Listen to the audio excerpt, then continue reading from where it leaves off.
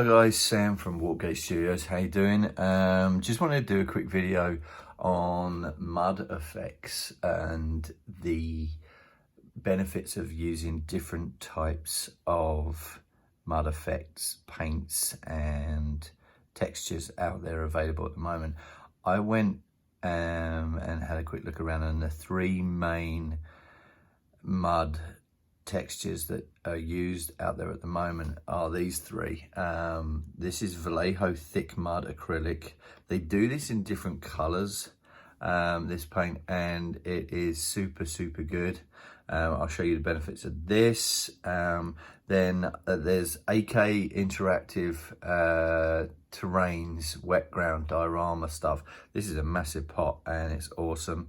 And then I'll also do the standard Games Workshop Sterling Mud and show you the benefits of that as well. So instead of me just painting them onto a base and showing you how they've done, I actually have finished these off, ready to go. So here is the Vallejo Thick Mud, and this is the effect. It's rather thick, it's pretty good. It's a lot more texture in it than the other two.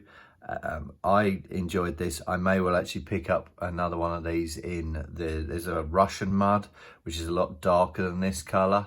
This is European mud, and it's quite a nice texture. Again, you can probably wash over the top of this with either Agrax Earthshade Gloss or some sort of a glossy brown wash to give it a little bit more depth. But this is just purely as it is at the moment. You'll see there's a little bit of gloss in the puddles there that's left, and then on the top of the texture it is a little bit drier, which looks pretty cool.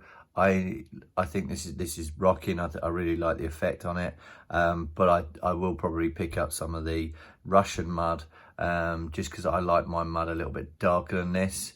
But it's decent anyway. It's decent for just mixing in and just getting some different textures. So I may well end up using this on my Deathcore Krieg project anyway, just to give the mud a little bit more of a difference in color in areas and those sorts of things.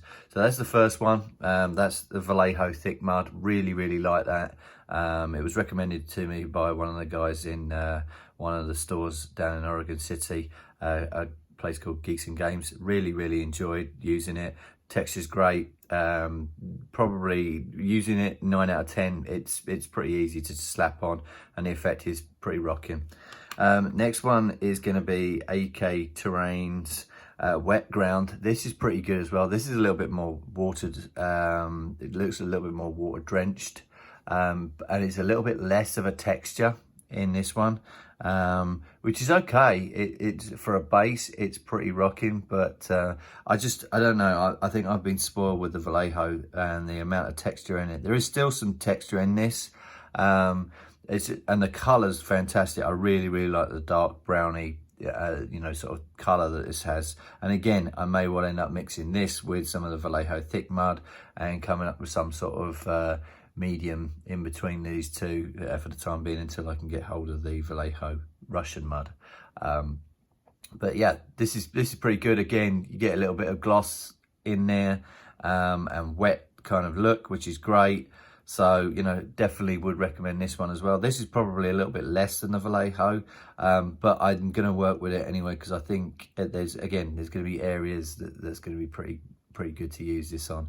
My least favorite now is the Citadel Sterling Mud. As you can see, you can compare this. This looks like a cow pat, really, compared to the other two. For mud effects, it's okay. It does the job. It looks like very smooth mud. There's not a lot of texture in it. Not really been impressed with it, really, for something that I've used in projects beforehand and thought it was pretty good. Comparing it now to AK Interactives and Vallejos, you can just see there the difference on these three bases. The smooth texture on this one, a medium kind of texture on here, and pretty heavy mud texture on this one. It's just interesting to see, interesting to get all three of them onto some bases just to compare. And I really think they've all got their uses, but going forward for me, I again, going back to this Vallejo Thick Mud, This is thick enough that you could actually put some track in, get a spare piece of track from Games Workshop and just lay the track in there to get some sort of, track movement. It's thick enough to hold a push mold or something like that of some feet maybe going through it, or some track, or whatever you want to do. I really like this. I think this is thick enough to use. And you can also, it does say that you can thin it down a little bit, stick it on the end of a brush, and then use an airbrush to blow it onto stuff for mud streaks and mud splat and stuff like that, which is pretty cool. So yeah, I hope that's been instructional and giving people a bit of an idea in case you want to do mud effects on bases. Really impressed with some of the newer type effects, and some of the diorama stuff is going to be perfect for Games Workshop bases, and it's historical as well, bolt action, mud, there's a lot of different types of mud there. This has got more of a Normandy kind of mud. This is definitely a little bit more Eastern Front on the Russian side of things. But yeah, I'm going to combine the two and see what we can come up with some sort of different kind of coloured muds and stuff. So awesome. Thanks for watching. Any questions, any comments, please feel free to put them below. And I'll put a link to all of these products to order in case anybody wants to get hold of them. Thanks ever so much for watching. See you soon. Bye.